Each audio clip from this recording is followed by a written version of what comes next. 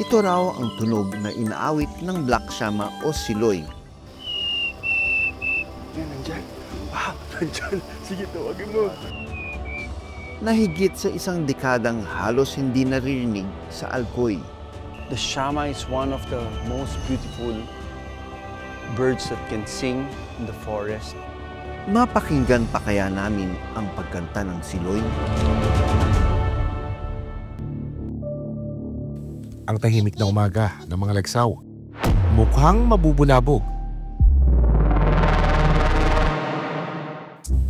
Pero bakit sa halip na magtago, sinalubong pa nila ang papalapit na tao? Napakaamo ni Baby kay Miguela. Pero nang lapitan ko ito, Oh, look at that. Merong big sugat dito sa dibdib si Baby eh. Na gusto kong, oops, see? Biruin mo kung wala yung fence na yan, oh. May pinagkalagyan na tayo, sigurado yan. Whoop!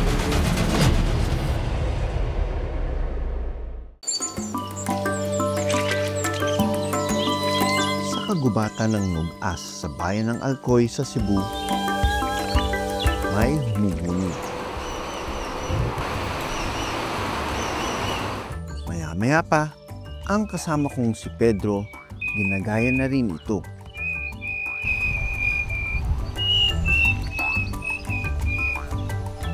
Kaya pati ako, napahuni na rin. Ito raw ang tunog na inaawit ng Black Shama o Siloy na higit sa isang dekadang halos hindi naririnig sa Alcoy. Grabe, ang lapit lang, oh. Wow. Kaya kong kuha na ng video and photo. Wow. Kitang-kita yung pagka-itim niya tapos medyo blue dito sa leeg. Kaya nang masilayan ito sa Alcoy, Ayun, oh. ang kanilang bayan, idinaan sa selebrasyon ang muling pagbabalik nito.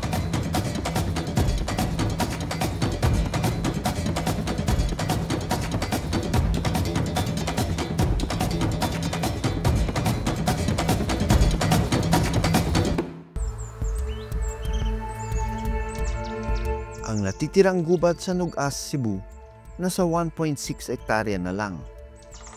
Sa pagliit nito, isa sa mga nanganganib ng mawala ang ibon na Siloy. Taong 2008 nang mapasama ito sa listahan ng mga endangered na hayop dahil ang bilang nito aabot na lang ng 3,300 sa wild. Gusto natin makita ng actual itong Siloy or itong Cebu Black Shama. So, akit tayo ngayon kasi ito daw yung active na time na nagpapakita itong Siloy between 3 to 4 o'clock. Pero ang kalaban natin, baka umulan. So, tara na. Akit na tayo. Pag umulan, ang mga ibon nagtatago sa masukal na gubat. Kaya bago pa bumuhos ang ulan, sasamahan tayo ng forest warden na si Pedro para subukang masilayan ang Siloy.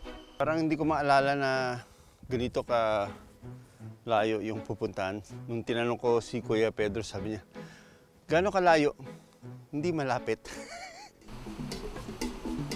According to Kuya Pedro, we've reached the territory of the Siloy or the Black Shama. Kuya Pedro, itong lugar na ito, paano nyo nalaman na ito yung territory ng Black Shama? May assessment kami kasama sa taga-DNR. Every quarterly nila buhat dito. Ang dating hunter na si Pedro, pangangalaga na sa kagubatan at mga hayop sa wild ang pinagkakaabalahan. Para makilala at mapag-aralan ang mga ibon na makikita sa kanilang lugar, inaral niya ang tunog ng mga ito. At si Pedro, kaya raw gayahin ang huni ng Black Shama o Siloy.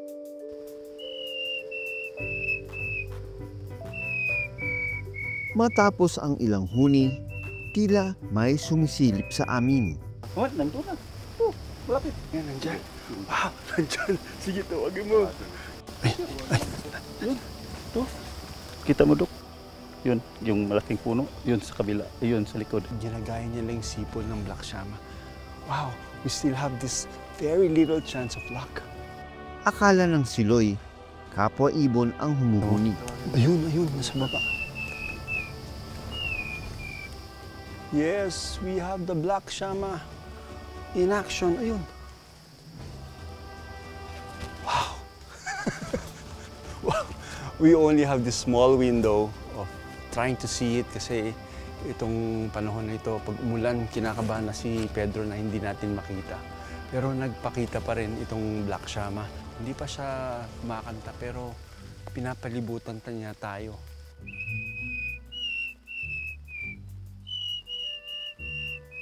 Lamapit. Oh, klaro yan. Ayun, oh. Ayun. Ang ganda, grabe.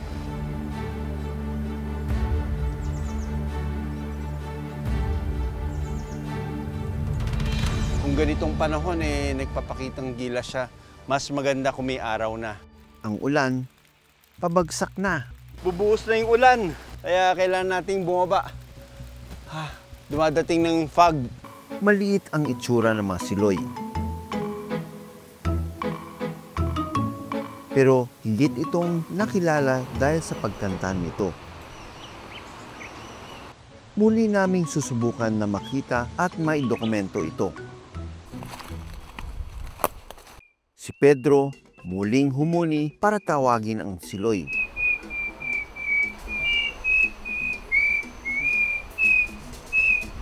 Maya-maya pa, tila may sumagot sa huni ni Pedro.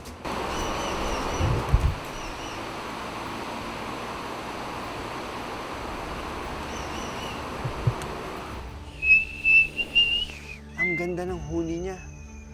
The shama is one of the most beautiful birds that can sing in the forest. Ang balahibo ng ibon, kapag nasinaga ng araw, lumalabas ang asul na kulay nito. Grabe, ang lapit lang oh. Wow, kayang-kaya kong kuha na ng video and photo. Wow, kitang-kita yung pagka-itim niya tapos medyo blue dito sa leeg. Unlike yesterday, medyo madilim na yung, yung ilaw.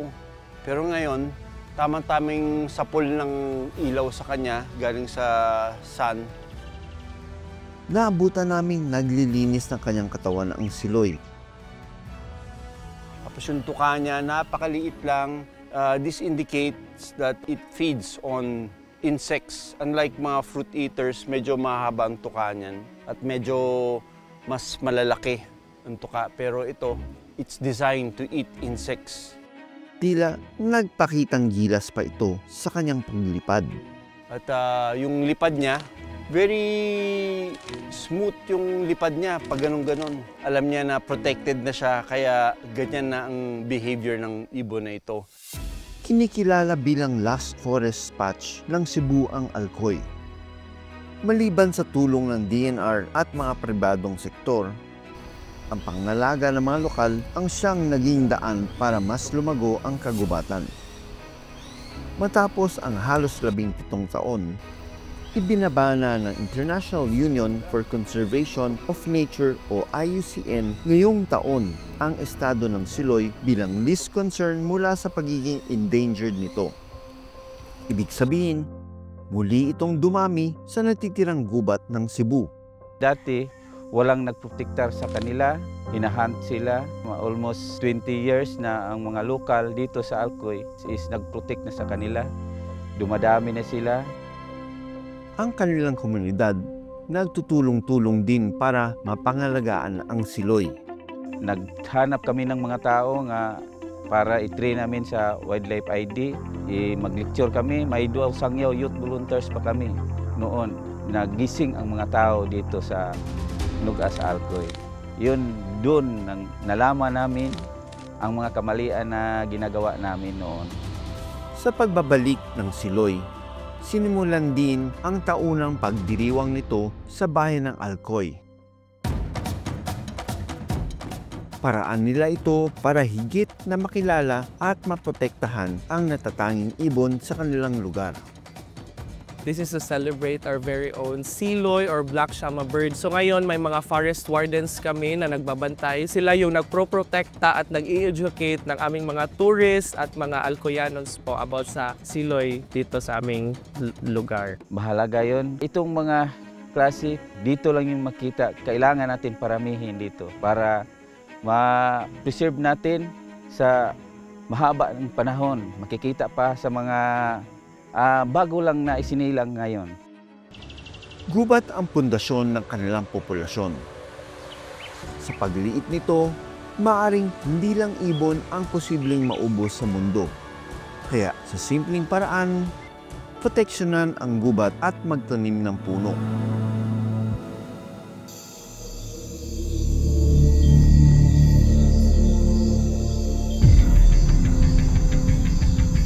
Di biro ang kanilang pagtatago. Sa talas ng pakiramdam, isang kaluskos lang. Hindi mo na ito makikita. Ito ang mailap na Visayan spotted deer o lagsaw.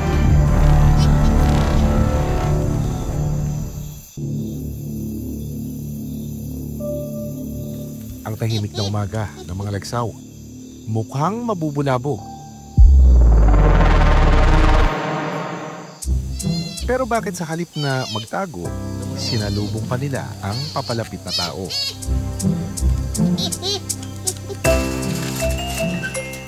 Hello, be. Yon saging, be? Yon saging?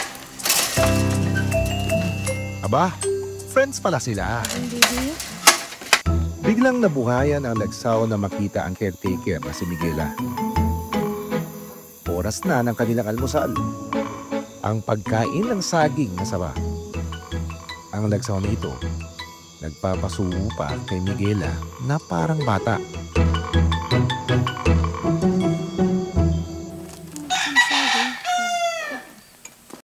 Ang usang si Baby, itinuturing daw niya na parang anak.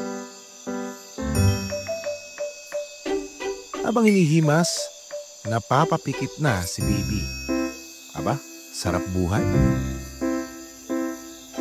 Siyempre, meron din silang playtime.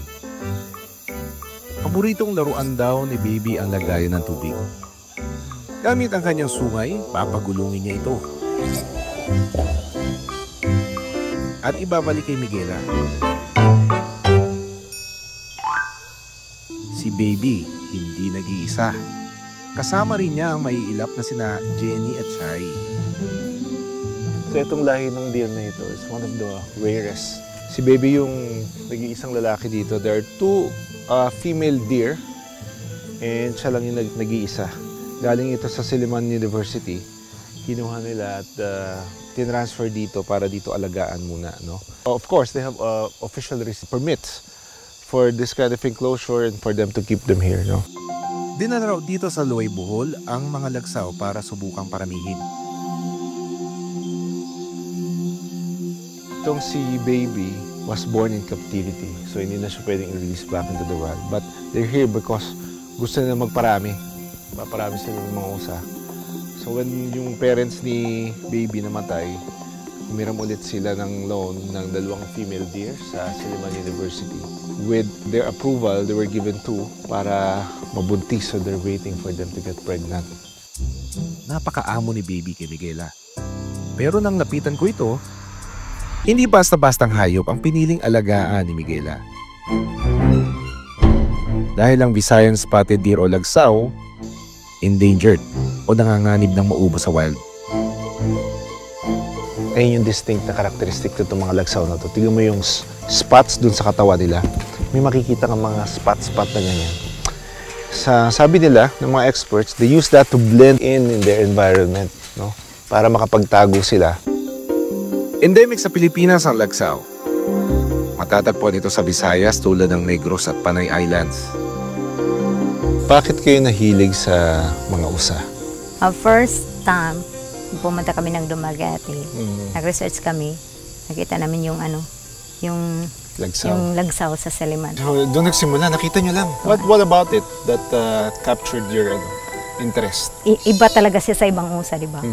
Iba malaki, sobrang laki. Iba yung tindig, tindig at iba saka, yung... at saka yung ano, kulay. Gaano katagal ang nangyari bago nyo talaga naka-acquire at naiuwi sila dito? 2 years or 3 years before na-approve yung permit ko. So, ganun katagal ang hinintay nyo? Yes, ganun Gusto nyo talaga? Gusto talaga.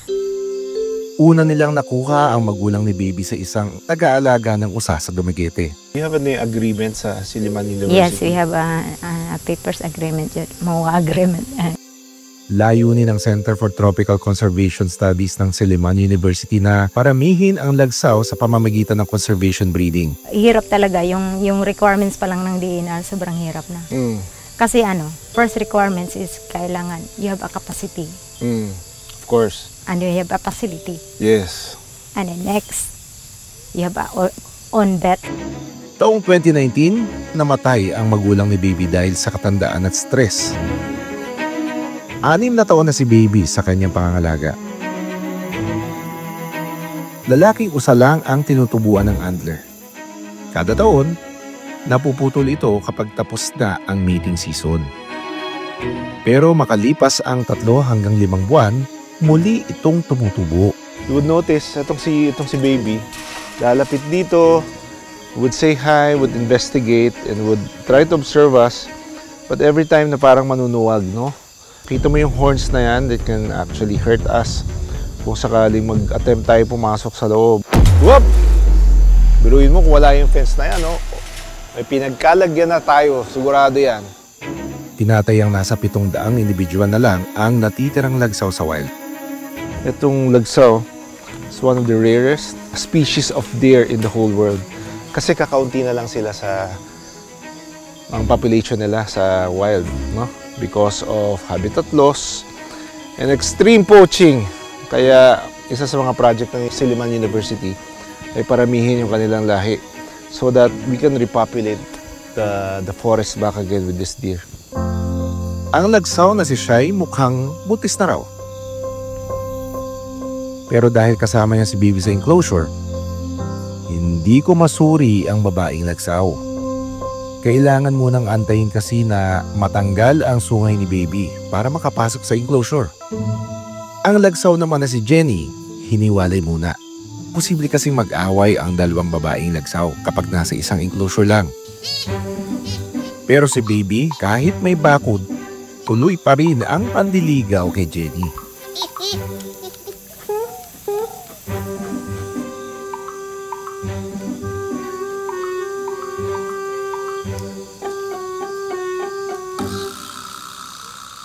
Ang Centrop ang may pinakamaraming captive population ng Visayan spotted deer sa Pilipinas.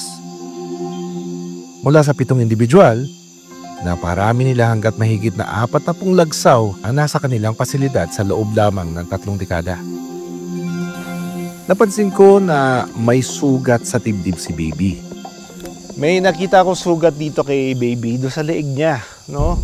Kung papansin nyo dito, parang may mapula, tapos it's round. May nilalangaw, no?